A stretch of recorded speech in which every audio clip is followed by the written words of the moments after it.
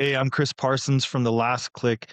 Really pumped to be here today and speaking with a friend of mine. We go way, way back, like 8 months. And I'm really, really, really happy to have the opportunity to meet you, Stephen. Stephen, we connected right away. Actually, it's probably been a full year since we first met at Hardlines conference, and you did an amazing job as the keynote speaker, not only delivering great content but delivering some levity when you were speaking as well, which I really appreciated. Those conferences are long and you can start to fall asleep, but when you have someone engaging like yourself on stage, you actually start to pay attention and really take away the nuggets that you were throwing down. So love for you to intro yourself to the audience, and then we'll get into some real meat and potatoes of a conversation. Sounds good. Thanks for having me, Chris. Nice to see you. Wonderful to meet you as well. A year ago, that was a fun conference that we met at, and you came up to me after, and yeah, it was a lovely connection to have made.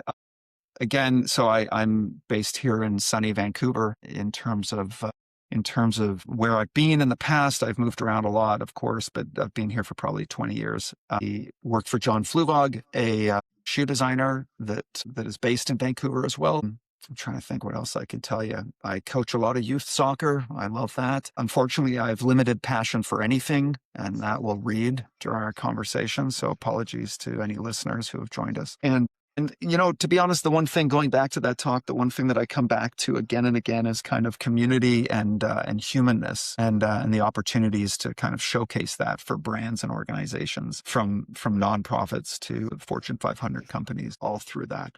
Yeah. Yeah, that's great. I thank you for the intro. Your legacy with Fluvog is pretty impressive. Like, do I have it right? 17 years? 21. Yeah, but you're 21. right. Four of those didn't matter. Yeah, four of those were rubbish. So Well, yeah, you 17. were. I mean, the Right on the last head. four have been just sandbagging it, right? Just So, nailing it in. Yeah, totally. no, it's 21 years with an organization is like most people are married and twice during that time. So, Yeah, incidentally, it's funny you bring that up because I'd love to share an announcement, very recent announcement, actually. Just kidding. Yeah, you get no married? marriage announcement. Yeah. Yeah, that's better. Yeah. I've decided to finally get married. Good for you. That's great. She's gonna be very lucky. So we're at the conference, and while we were there, I saw the boots. You were wearing a pair of the boots on stage, I believe, which was really great to start educating the audience. You asked a question. I had not been familiar with the brand, but you asked how many people in the audience were, and there were some advocates of the brand there. Like I think they were taking pictures and tweeting. That's how excited they were about. I don't know if they were excited about you or the brand, but they were excited about that presentation. So tell me about that community and that sense of like everywhere you go, you must be running into folks that are just inspired by the work that you guys do. Yeah, I mean, I think we're talking about flu vloggers here, and I usually Blue I bloggers, usually yes. start any of those conversations or any of those talks with kind of polling the audience. Depending on where I am in the world, that number can be as low as zero, and as high as half the room, depending on where we're based and who the audience is. But yeah, flu bloggers are a passionate bunch for sure, and I think that we really, man, do we ever value that and depend on that, and we've just seen some incredible things happen with a group of people who other brands might refer to as targets or customers. For us, flu bloggers are really just our number one priority when it comes to kind of building that community and servicing people. I mean, I feel somebody said this once before, that no matter what business you're in, you're really there to be of service. And I think, that landed for me. Again, I didn't give it much thought, so I'm sure there's a lot of holes that could be poked in it. But I think, beyond the product, offering value to people, it goes a long way. It really can change lives, and it can change business as well. So yeah, I think I can't remember what the question was, but flu vloggers are very important to us, and they're not everyone. Flu vloggers are not everyone, far from it, but they are everywhere. Like you find them in different places. You get stopped in the airport. People who are wearing flu vogs stop each other in airports to talk about their shoes.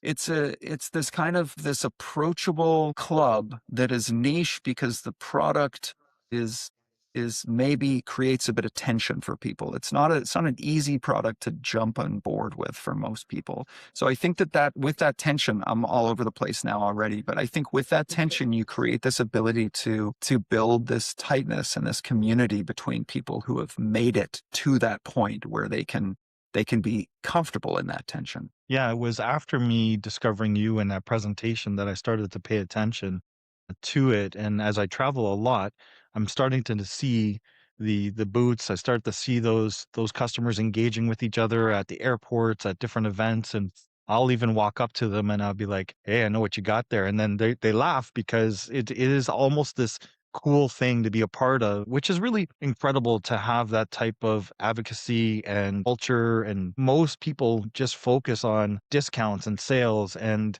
they don't build this legacy with their customers or this service to their customers. How has that really supported the growth of the business? Because boots are not cheap. Correct. Please repeat the question. How's Yeah. what? So the question is basically you have this advocacy group, you have this I don't want to call them a clan, but I'm struggling for a better word of this community that just really supports your brand, Yeah. and you put the energy and effort to cultivate that. Yeah, I mean, you know, it's funny, and like to jump to what your next question would be about, like embracing technology and all of those abilities to be able to track that stuff, like to lifetime value and stuff. Like we have those tools, and we use those tools, and every retail brand should to whatever capacity they're able to.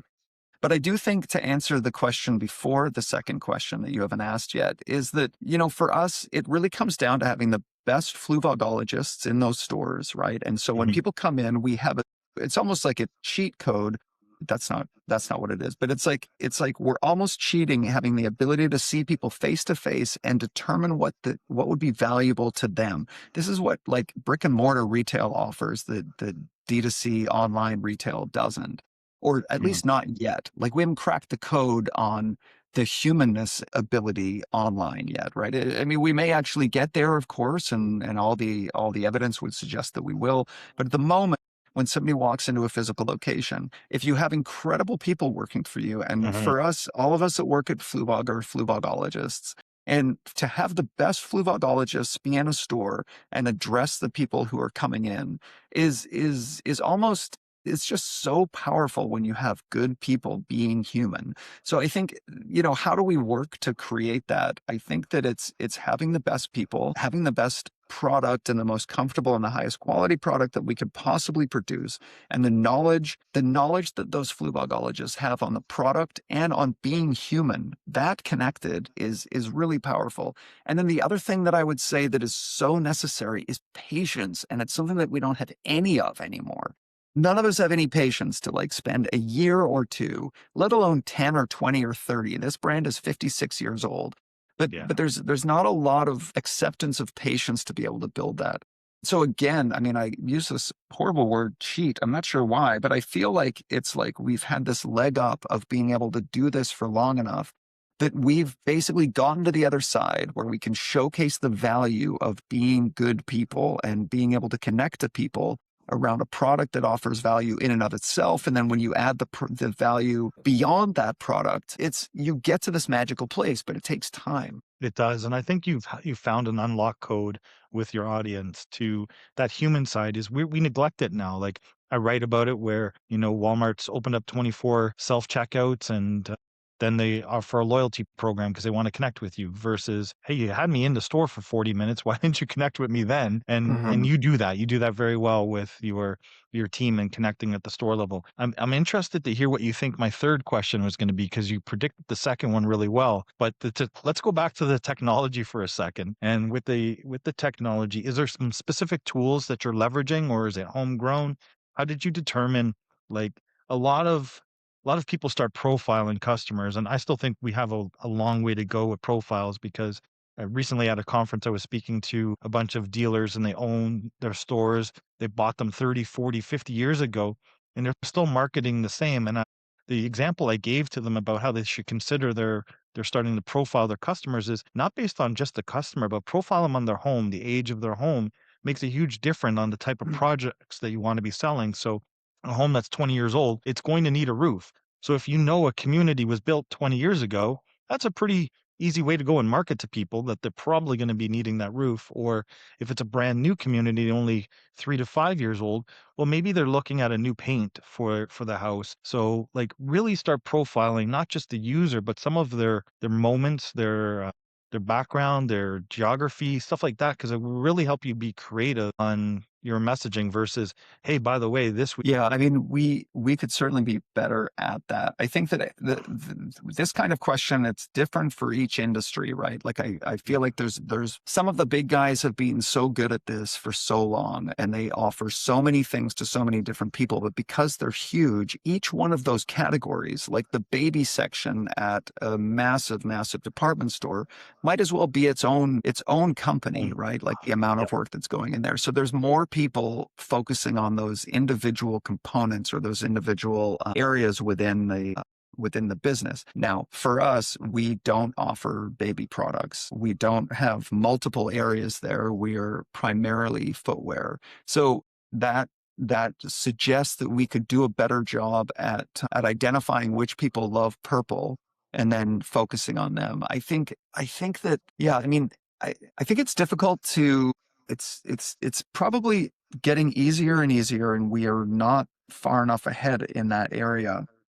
I think it's difficult to be a company that's run on humanness to discern between. I think it's necessary that a company that runs on humanness has to be able to discern which parts of AI are going to be beneficial to them Right. and not at the expense or the leverage of that humanness, such that the person who actually bought the $800 boots because they loved the person that helped them suddenly feels like they're talking to a robot, and Mhm. suddenly feels like because they bought a purple boot, they're getting all this purple communication. I think that with the advances in AI and communication, we are developing a very heightened BS what's the word, detector, right? And so if you get that wrong, it's gonna be at the sacrifice of 20% of the love affair that that person had. So Right. I think this comes down to like different brands and different companies. So we're talking about this one brand, Fluevog. So for us, that's probably the holdup for that stuff. In other areas, yes, we utilize the tools that we have from MMMs and attribution models, and again, like going back to AI, so many of these providers that we use are racing even faster than the organizations to get the best AI working for them and the best capabilities in their platform right now. I had a conversation with a restaurant group the other day about this. And it's like, for all the panic that you have in AI, know that the providers that you're working with are panicking even more because they have to compete with other competitors who are smarter. And Yeah. they have to be able to use these tools. So I guess I've really stretched out that question that you're asking, but I think it's because we like, and a very big part of that is deciding which of those capabilities each brand can manage to use without leveraging the thing that got them there in the first place. Can Amazon pitch you purple things because you picked purple for a a planted pot or something like that? Right. Yes, they can. Do you expect them to? Yes, you do. And like, are they better than we are at finding out that, yeah, it's really just purple in the plant space that you're keen on, not the cycling space? They're better at that. And Right. and we all depend on that because we look to Amazon for that. If you're a grocery store, what kind of grocery store are you? Are you Meinhardt's? Are you very specific, expensive, tiny little jars of acorns for $17 because they were picked by Dorothy's mother? Like, then that's a different conversation than if you're Loblaws and you're moving a bigger quantity of product to people who are more focused on speed and efficiency. I don't know. Right. Right. So when you say Dorothy's mother, I would immediately thought maybe Annie Ann would be her aunt Ann is fantastic at farming. It's a Wizard of Oz reference Oh if my you're gosh, missing I'm it, so but sorry. that's Darn okay. it. That's okay. We can edit that out or we can leave it in because I think people will love to see that. So Okay, well, we'll find out. with Fluvog, I wanted to get into you made a decision to ditch kind of the wholesale side of the business and really strengthen the direct to consumer channels. what was some of the hardest operational realities of that shift? I mean, I think the pulling back from that was actually not hard because working with a lot of wholesale partners for us was quite difficult. Again, like I want to specify for people who don't know who Fluevog is, we make weird shoes for wonderfully weird people. We are not for everyone. And I think that makes it difficult for some wholesale or for some other retailers out there to wholesale to, because for some of them you're providing the candy, the window candy, but it's not necessarily the thing that people buy when they come into a mom and pop shoe store, or a shoe store that has 5 locations in Atlanta that's never heard of Fluevogs. They can see a tall Uh-huh. bright pink boot, but they're actually going to walk out with a reasonable knee-high black boot for the season because it maybe makes more sense for the situation that they're in. So I think that it wasn't that hard to pull back. I think the biggest thing that we missed were the people. Like we worked with some great people from both deep, like direct online retailers to smaller chains to a couple of big chains. That was hard. The relationships are always hard, but we really weren't set up to benefit massively from those kinds of situations. I think that at that point it was also a conscious decision, not just because it was difficult to manage, but also because it's so hard to manage a brand when you're asking people who are not as invested in you, nor should they be, to Mhm. help translate that value with which at Fluevog is so built into the culture of the brand. It's beyond the product. The product is so important, but it's also everything that's around the product, which is the Fluevoggers, Fluvogologists, all the people that are associated with it, and the history and the craftsmanship. It's very hard to ask a salesperson at a place that sells a number of different brands to really fall in love with this brand so that they can convey that. So we have an easier time moving the product and selling the Mhm. product. But at the same time, we now have a much easier time maintaining that brand in a world where trust is eroding and can disappear very quickly. We have an easier time at maintaining and building that trust and building that storytelling because we don't have to send materials to somebody in Albuquerque and hope that they actually relay this properly. What does this mean on here? This is such a weird cover for a catalog. What? Oh, I'm not really sure. Right. Maybe it means this. Maybe it means something that totally isn't what we were trying to get at. But when you have your own channels, it's been a glorious way to build on that culture and that brand. Great answer. I thought to myself, an example of this, and I won't name specifically the soap brand, but there's a soap brand that started out maybe 5 years ago, and they had this really unique soap for men, and they had a lot of fun with it. The way they went to market was really engaging, and you can just get a subscription of your maybe 8 different flavors, and then they had this desire to grow, and from there, they decided to go into traditional retail. So now they're at Costco, they're at Mhm, Walmart, they're mhm, at you name it, they're at mhm, those stores. So they had this great cult following that loved their soap and loved their brand. And now all of a sudden it feels to a lot of their followers that now it's just open to everybody. And yeah.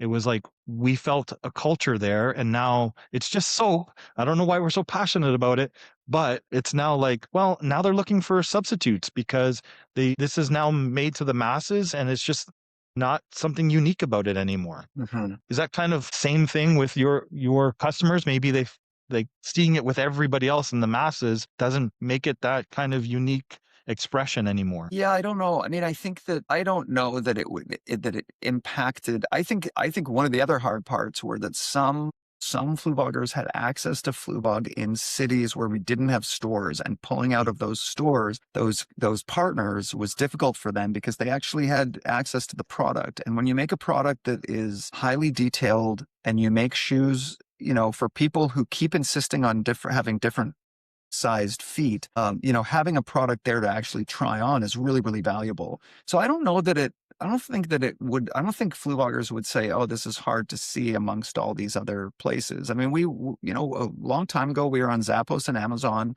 Mhm. If anything, people know it's the same product. And if Amazon discounts quickly, that's an opportunity. So I don't think that there was anything lost there. I think where you lose that stuff is that that soap brand is one of 15 other soap brands that a new person has never heard before. And you're basically hoping to make a conversion there based on, the music that's playing in the grocery store.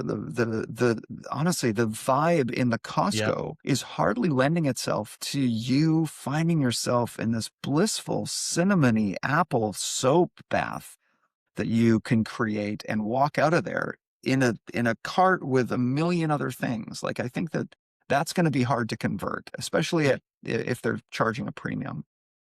Yeah, it's interesting, and I really like to smell like pine. That is my go-to. Oh, thanks It's for that. winter That's good fresh to or know. pine. Yeah. Okay. Great. It's good to There's a know. little So, tidbit. if you Yeah. feel like Christmas when you're standing beside me. So, let's get into leadership. So, in your 20 years of Mm. retail and leading people, like, I just wanna hear your thoughts on it. I don't wanna go through the long question that I documented for us, but what's leadership like you, and how's it grown, or how have you grown over the last 20 years with your style? I mean, I don't know. I feel like, empathy and humanness is something that we're dangerously losing sight of at the moment. I think it's incredible the power of the zeitgeist on people's positioning and people's communication. I think, a good example of this would be talking to the guys at Veritree from Tentree Yeah. who offer the service to like cut your carbon footprint, and talking to them about how quickly and drastically people pulled out of their service the second that a massive politician was elected that gave brands permission to pull out of those services. And I'm amazed at how quickly we as humans can shift from where our priorities are. And that's something that I think that I worry about us losing. I think that you get the best out of people. I mean, it depends on how many people you're responsible for and you're leading, but I really have, for myself, I feel like you get the best energy, you get the most out of people when they sign up to be a part of the thing that you're creating, when they Mhm. find purpose in what they're spending their time doing. I think when you lose that, again, this is such a difficult question because I think it's easy to generalize, but it's different for every brand in every industry.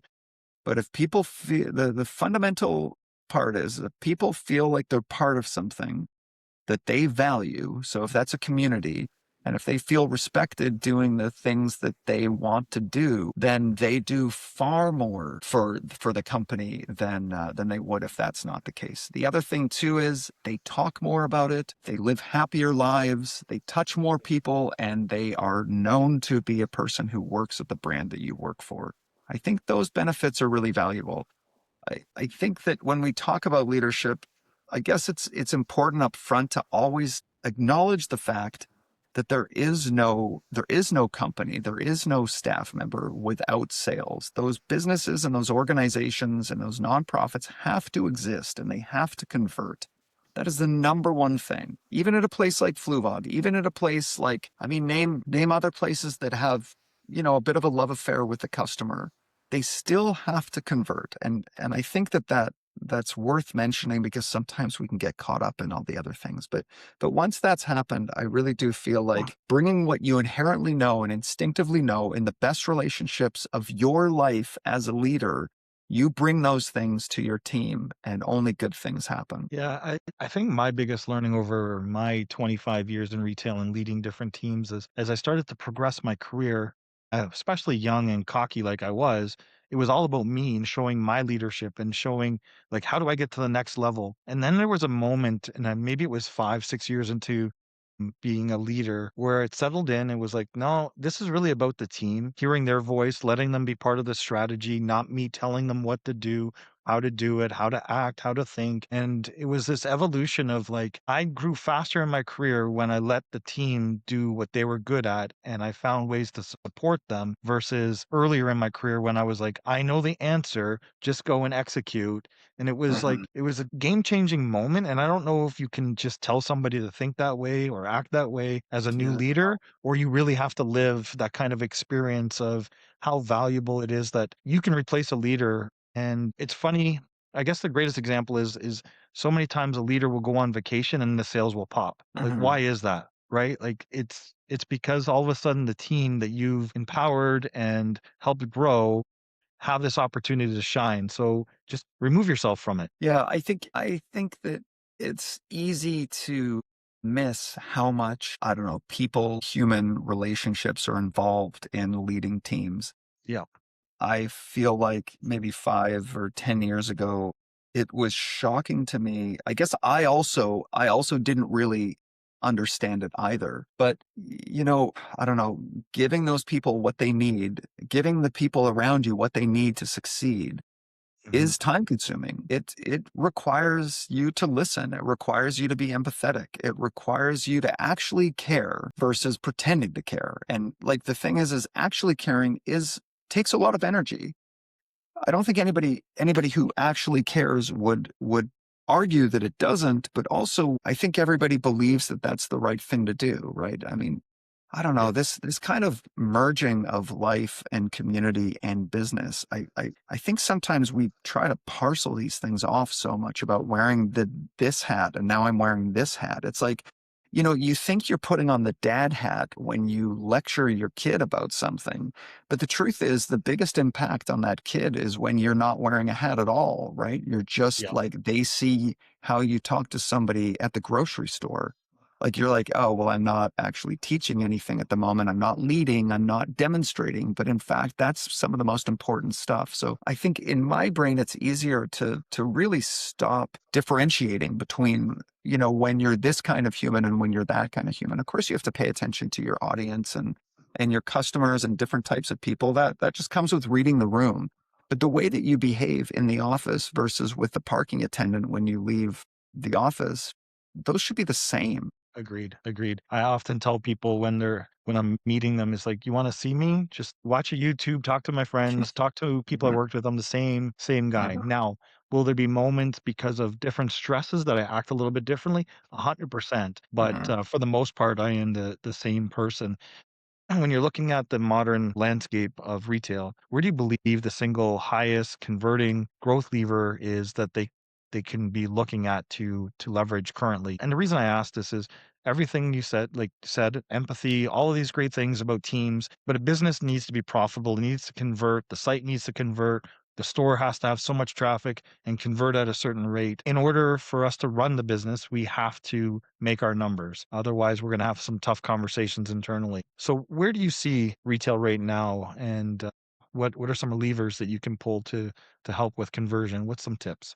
Well, I mean, I think it's a combination of things. I mean, I think we have to your point there, we have to be able to use the technologies that are available to us. And each organization is only going to have so many that are available to them because we can't all jump into NFTs the second that it's on the cover of Time magazine, nor should we, obviously, hindsight. But I I own a think few that, still. yeah, that's great. I'm really happy about that rock picture that you have. That's And right. I'm the highest bidder at the moment, so fingers Yeah, it's crossed. 65 cents. Yeah, incredible. But I think the combination of these two things, I think, is that understanding of humanness. I think that's really going to be something to leverage for the brands who can manage to hold on to that. The merging of that understanding of humanness while also using the data and the tools, the digital tools that are available to us to be able to see those things. Here's something that's interesting. Is I was reading what this brand, that's not true. It's our brand, actually. I just didn't know if we were talking about this publicly, but for the longest time, Can't get you any more know, public than a podcast. yeah, I guess, learning through technology about human behavior in your environment or on your website is really valuable. That is human behavior. I just don't think that we can discount it. I think when we go wrong is when we look at all that behavior and don't attribute it to actually humans. We start to get robotic about it and we start to Mhm. look at the funnel and we start to look at targets and we look at lifetime value as though these aren't people. I think the Yeah. opportunity now is looking at that lifetime value of somebody who's obviously shown to be an incredible customer of yours and then sending them a beer of the month subscription for a year because it cost you $200, but they're a customer of yours for, I don't know what, for furniture because they buy furniture for for interior design clients, and they buy millions of dollars a year. And for you to go switch from seeing what moves the needle for them as a target, as a customer, and then trying to merge that with what you know inherently makes a good human connection, that's really where the value is going to be. So humanness merged with the technological advancements that we have, I think is a balance that we all could walk and be conscious of. I think like there's no end to the learnings that we've had from the technology that's out there, and it's been really really valuable. Like we see patterns in purchasing behavior, yes, we see patterns in visits, and kind of what moves the needle here and there. I mean, honestly, we all do this. Yeah.